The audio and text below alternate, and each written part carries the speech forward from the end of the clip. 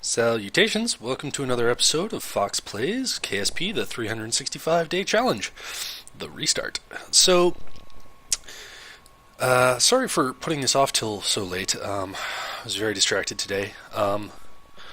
So I don't have a lot of time till the day is over, so I want to get my mission completed for the day.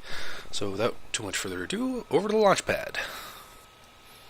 Alrighty, so here we are on the launch pad, and we've got our payload for today, and it is aboard the lovely and brand new ALV-2, which is the Tantares Pack's version of the Proton rocket in its various different incarnations. This one is, or in this particular instance with this payload, this is intended to represent a Proton K, because our payload for today is Vega 1, which is a representation of Salyut 1, which was the first ever space station. Anyway, to kind of move things along, I'm just going to launch, and I'll talk more as we ascend. Okay, so yes, something that I may not have mentioned was that, the Tantares Pack has different names for all the historical craft. So, for instance, this is a representation of Salyut, but in-game it's called Vega. So the Vega stations are essentially Salyut stations. The Almach is a substitute for Vostok, and eventually, because we will be docking a craft to this space station, like in real life, and instead of Soyuz, it's called Tantares, which was, of course, the first part of this mod pack. So I'm having to be a little gentle because it just occurred to me that I did not include struts in my fairing, so I have to be very careful to be gentle, lest I'm going to throttle down to prevent some overheating, lest my payload start wobbling about.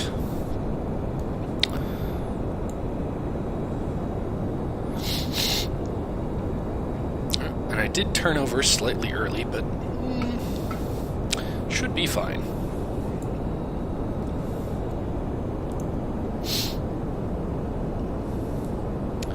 I'm really hoping that I get this episode done in a reasonable amount of time.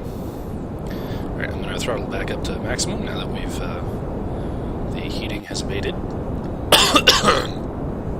Excuse me.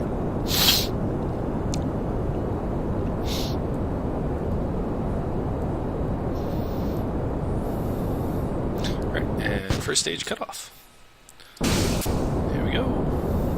And of course, the Proton rocket doesn't stage that quickly, but due to the various factors in KSP, I gotta say, I love these parts. Like, look at that engine cluster. It's pretty, but it's also simple, and it looks like it's supposed to be there. You know, it looks like a stock-alike part. It looks like it's meant to be here. Alright, we're going to flatten out our trajectory because our apoapsis is already getting pretty high. We're actually going to point back towards Kerbin a little bit here,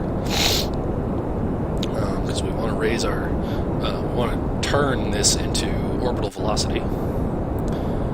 And now pitch back up just slightly. We want to do a roll because we're going to jettison our fairing soon.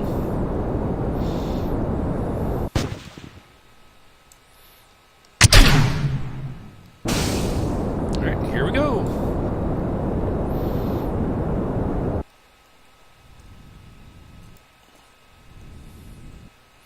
Alright, we're aiming for an 80-kilometer orbit. Nice and simple.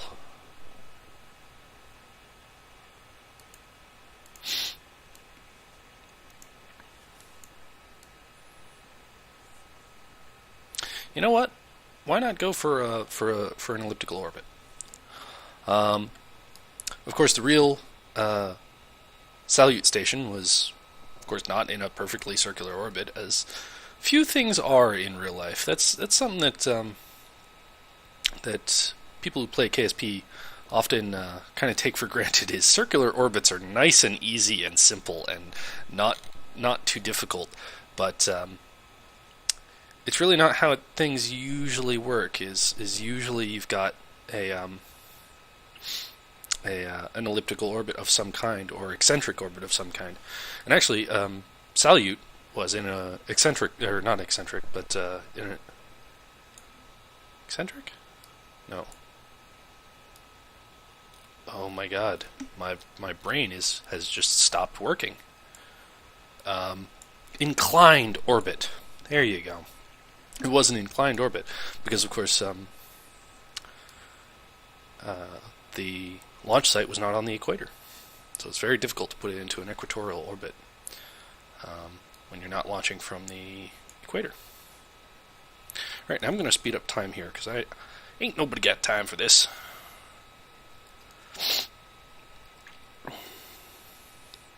Alright, it's going to be a 15-second burn. And I'm worrying about our electric charge, but I needn't worry. Alright. So, what, 7.5 seconds, give or take? Alright, here we go. And sorry for the darkness. I'm just going to silhouette ourselves there, so you can at least see a little bit. Nice contrast. And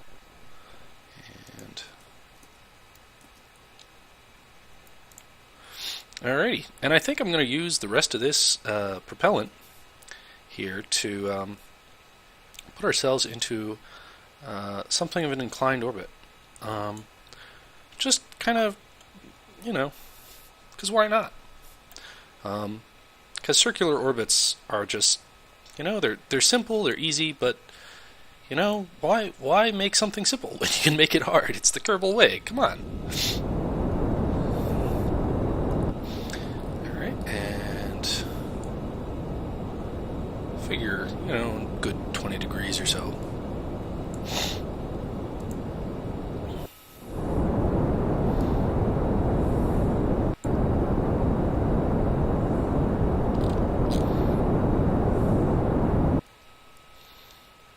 Alright, and I'm also going to now, no, I guess I'll wait till our apoapsis, and I'll burn retrograde to put ourselves on a suborbital trajectory. I'll dump my upper stage, and then I'll use the engine on the station, because the station actually had its own engine, its own propulsion system, to boost myself back up. That's another thing that a lot of people who play KSP don't really appreciate, is that in real life, the atmosphere doesn't just stop. Even at this kind of altitude, or say the altitude of the International Space Station, there's still atmosphere there. There is still, the ISS lies within Earth's atmosphere, the very, very top of it, but it's still colliding with like atomic oxygen, atomic nitrogen, oh, and we missed our maneuver. Anyway, let's just boost ourselves down here. We're running a little low on electric charge, but no matter. Just make sure that's suborbital. Yep, oh yeah. And then we just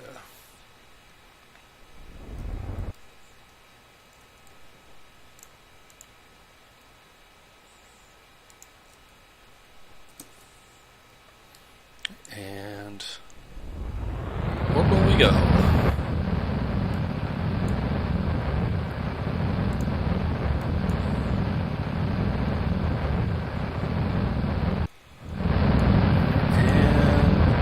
That should be enough. Oh yeah. Very nice. Alright, and we're going to deploy our station here. Ready? Boom. And there it is, Vega 1, a replica of the Salyut 1 station. And I guess we'll just rotate it like that so you can see more of the detail. But yeah, this is from the Tantares pack, and it's lovely. And I really like, I love this engine, and I've described previously why I love this engine, but as time is short, I'm sure I will describe it more in detail later. Anyway, that's been our mission for today. I've been Fox, this has been KSP. Thank you for watching. Hope to see you again next time. Take care.